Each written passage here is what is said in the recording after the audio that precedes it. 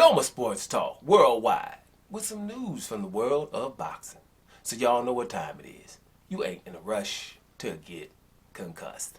Now, even me, I've caught wind of Floyd Money Mayweather, the main man in boxing, for the last decade and a half, right?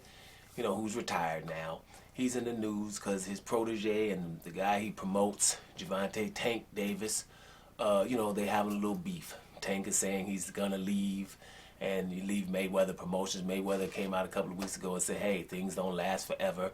I've saw all that stuff, right? But for me, I don't really do this daily, and stuff like that don't interest me. It's very hard. I'm coming in here saying things that are interesting, right? If you're doing it daily, I understand you have to cover that. Floyd Mayweather said something and Gervonta Tank Davis.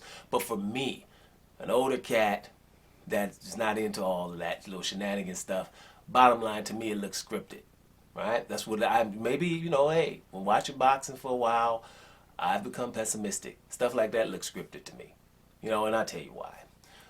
Why is, when I talk about Gervonta Davis, for me, he's like the black Canelo Alvarez.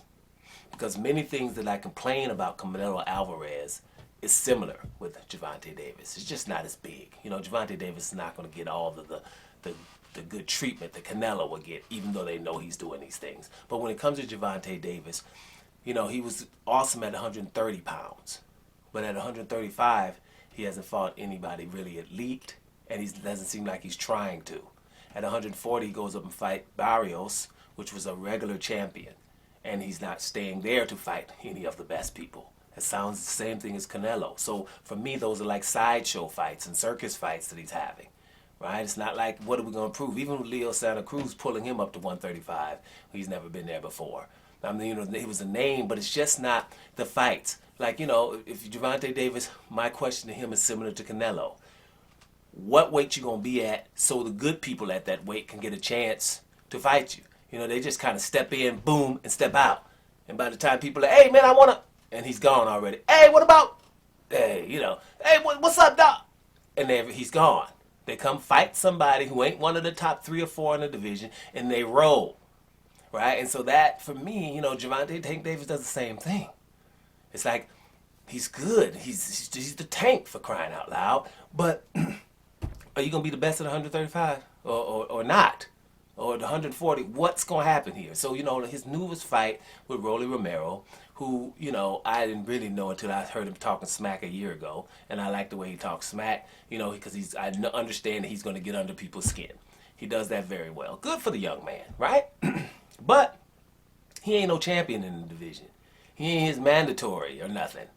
So it's just a fight against Tank Davis and a big mouth dude who could punch, right? That's cool, but they got the nerve to have it on pay-per-view, is from what I'm hearing. That's not a pay-per-view fight. So obviously Tank Davis, because he's messing with Floyd Mayweather, is in a pay-per-view fight that's not worthy. Just like the other stuff. Ryan Garcia with Golden Boy in the pay-per-view fight over the weekend that wasn't worthy. That's just shenanigans, and people, I don't know if y'all paying for this. No, you got to make Tank versus Lomachenko. Tank versus Devin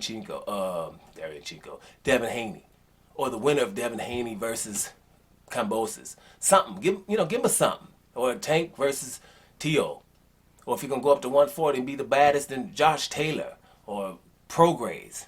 Something. Give me something. And then we could talk about pay-per-view and pound for pound and all that. But as of right now, it's always kind of not the fights.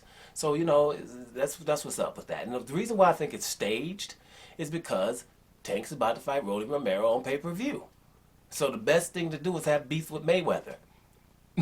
I mean, that just sounds so staged to me. If it's not scripted, then it should have been. Because it's making people pay attention to Tank Davis in his next fight. You see what I'm saying? You mentioned Floyd Mayweather. We got beef. Floyd Mayweather always had beef with 50 Cent right between fights, and beef with somebody. That's what it is. It's a part of the game. Without the beef, it ain't gonna work. So bottom line is, if I don't think Tank and Mayweather are even arguing at all, really.